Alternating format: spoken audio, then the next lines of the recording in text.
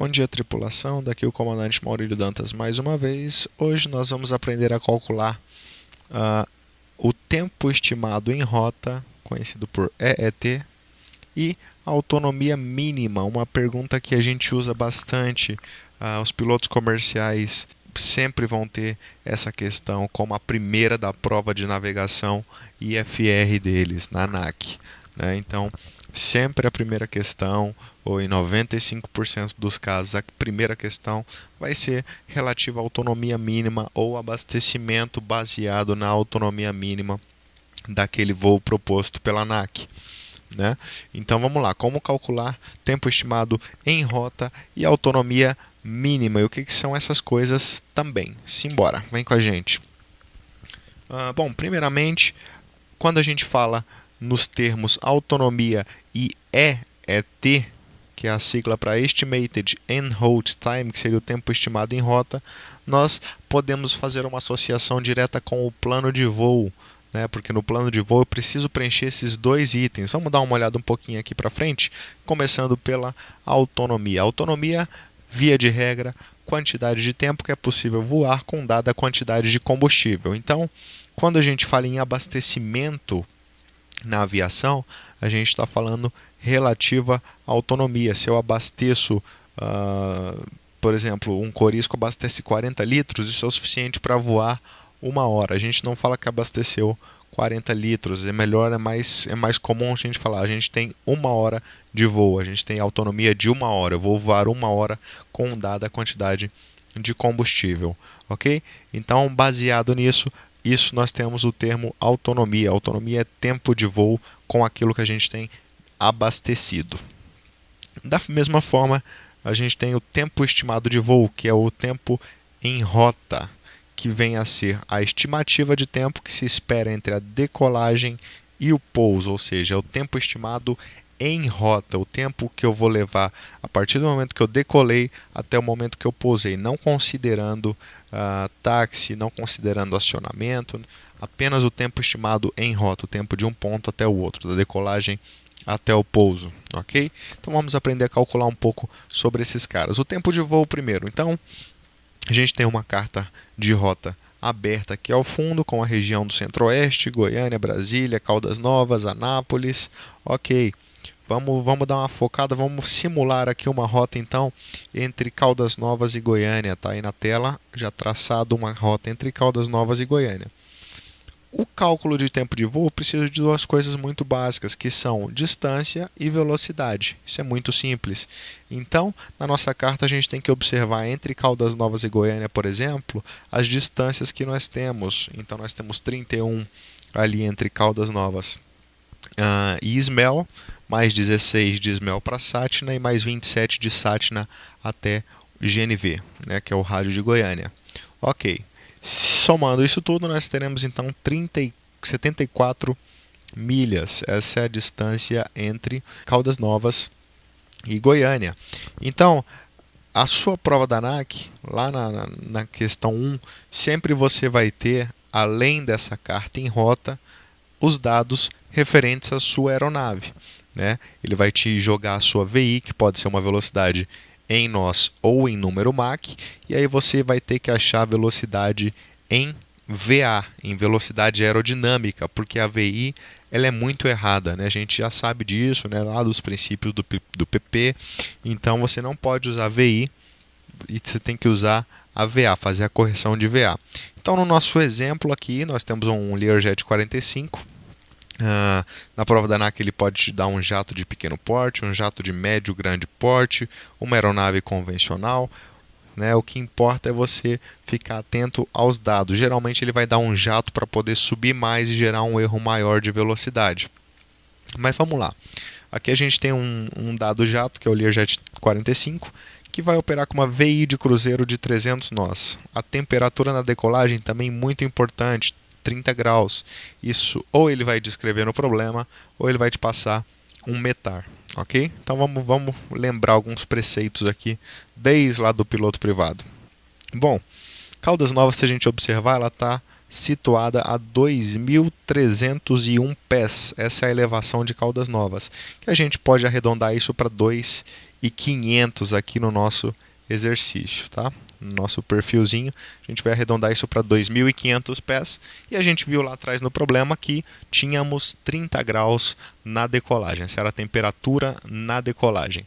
Bom, a gente está fazendo isso por quê? Porque a gente quer achar a VA. E para achar a VA, eu preciso da temperatura em um determinado nível de voo. O nível de voo que nós vamos voar vai ser, no exemplo, 180, ou seja, 18.000 pés, ok? Então, isso vai ser passado lá no problema também, claro. Então, vamos lá. A primeira coisa que a gente tem que fazer é lembrar de meteorologia lá do piloto privado. A gente sabia que o quê? A cada 1.000 pés que eu subo na atmosfera, eu vou perder 2 graus. Ok. Nesse caso, eu vou ter o que a gente chama de QS, que é quantidade de subida. Quanto eu subo de 2.500 até 18.000 pés?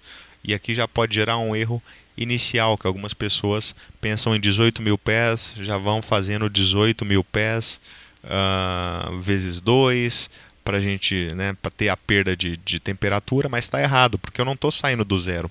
Eu saio de 2.500. Então, tem que achar a minha quantidade de subida. De 18.000 para 2.500, eu vou ter 15.500 pés. Essa é a minha quantidade de subida. Então, eu subo 15.500 pés. E aí fica muito fácil, muito lógico, fazendo uma regra de 3. Se eu ganho ou perco 2 graus a cada 1.000 pés, em 15.500 pés, 15.500 vezes 2, vai dar 31.000, dividido por 1.000, 31 graus. Como eu estou subindo, eu estou perdendo 31 graus. Então, nessa subida, eu vou perder 31 graus.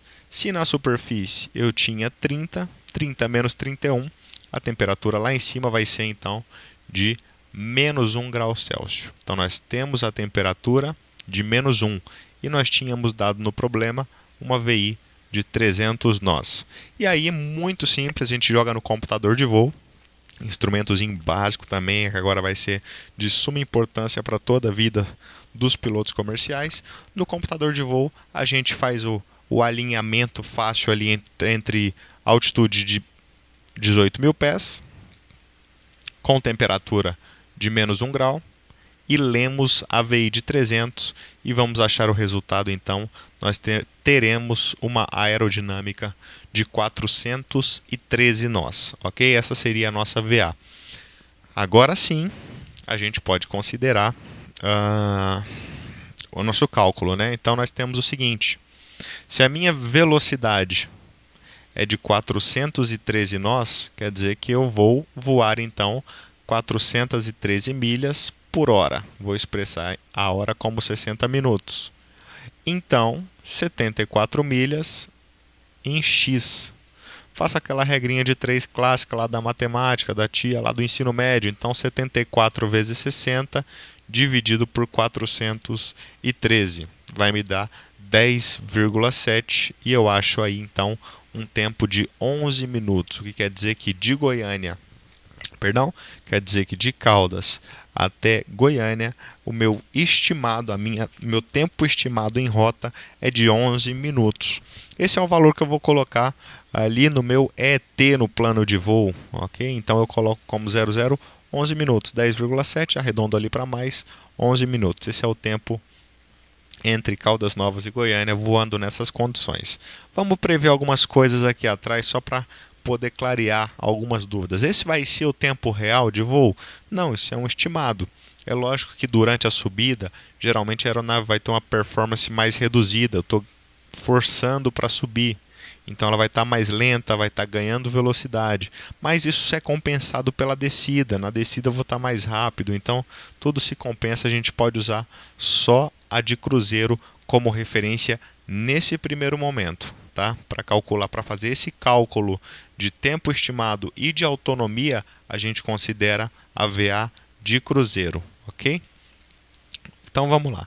Então já achamos aqui o nosso primeiro cara, que é 11 minutos, que seria o meu ET, que eu preencheria lá no plano de voo, que seria referente ao tempo de viagem, né? O trip time, o meu tempo entre um ponto e outro, entre a minha decolagem e o meu pouso, ok?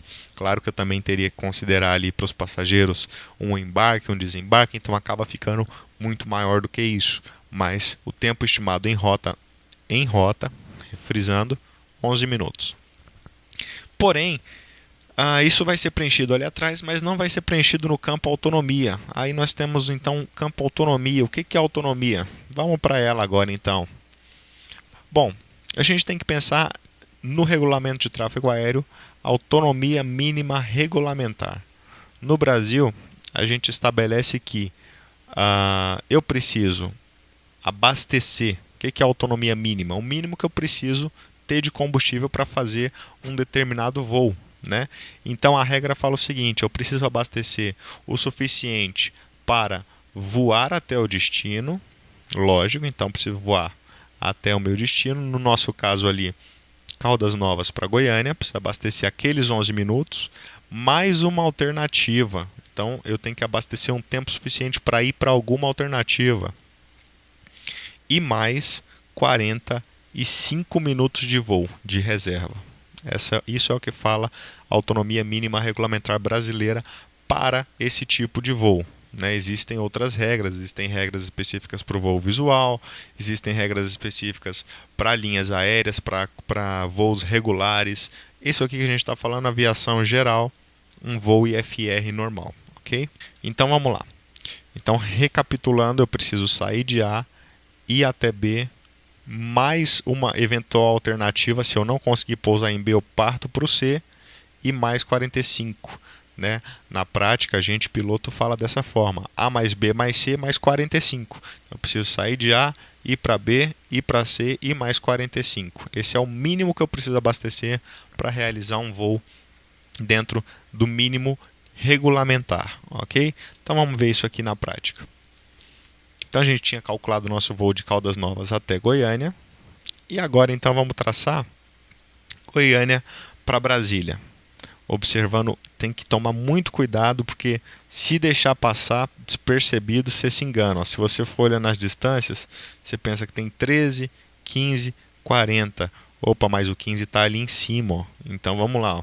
Na verdade, entre Goiânia e Brasília eu tenho 15, mais 13, mais 15 de novo e mais 40, que me dá então 83 milhas náuticas. Essa é a distância então entre Goiânia e Brasília, que será a minha alternativa.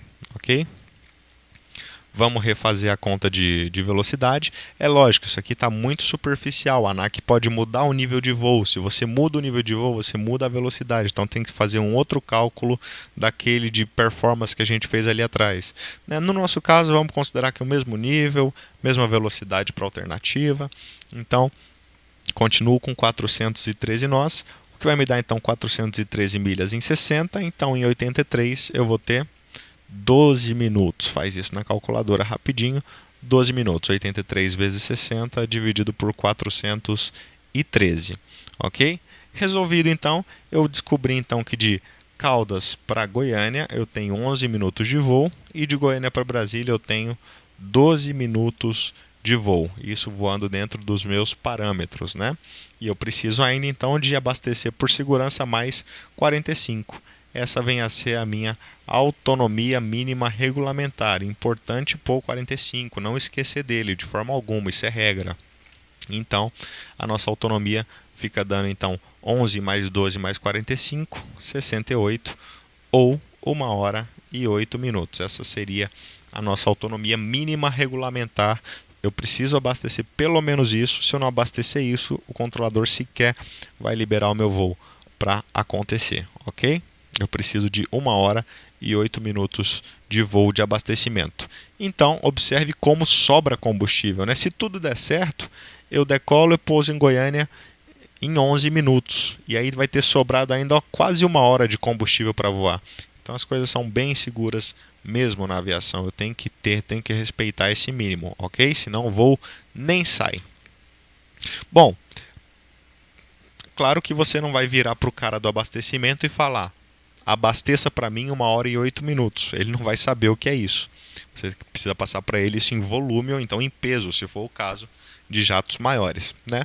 No nosso caso, vamos falar em volume mesmo. O exercício também vai ter que te pagar isso, né? Quanto é o seu consumo em determinado nível na sua aeronave. No nosso exemplo, voltando aqui para o protocolo, para os meus dados do Learjet 45, então ele em algum momento daria lá, o consumo no nível 180 é de 230 galões por hora. Aí ficou fácil, outra regra de 3. Se eu gasto 230 galões por hora, então em 68 minutos, que era o tempo que eu preciso abastecer, eu preciso abastecer 68 minutos, 1h08, né, para cumprir minha autonomia mínima regulamentar.